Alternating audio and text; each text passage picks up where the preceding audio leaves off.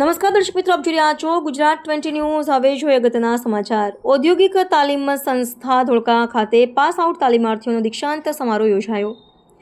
ઔદ્યોગિક તાલીમ સંસ્થા ધોળકા ખાતે 2025ના પાસ આઉટ તાલીમાર્થીઓનો ચોથો દીક્ષાંત સમારોહનું આયોજન આ સંસ્થાના હોલમાં કરવામાં આવ્યું હતું। આ પ્રસંગે મુખ્ય અતિથિ તરીકે લક્ષ્મી એન્જિનિયરિંગ વર્ક્સ ધોળકાના કમલેશ મિસ્ત્રી તેમજ દેવાંગભાઈ મિસ્ત્રી અને ઇન્ડસ્ટ્રીઝ સાથે સંકળાયેલા ભૂતપૂર્વ તાલીમાર્થી રીતેશભાઈ ઉપસ્થિત રહ્યા હતા। આ પ્રસંગે પાસ આઉટ તાલીમાર્થીઓમાંથી પ્રથમ, દ્વિતીય અને તૃતીય ક્રમમાં આવેલા દરેક ટ્રેડના તાલીમાર્થીઓને મહાનુભાવોના હસ્તે ગોલ્ડ, સિલ્વર અને બ્રોન્ઝ મેડલ તેમજ સર્ટિફિકેટ આપી બહુમાન કરવામાં આવ્યું હતું।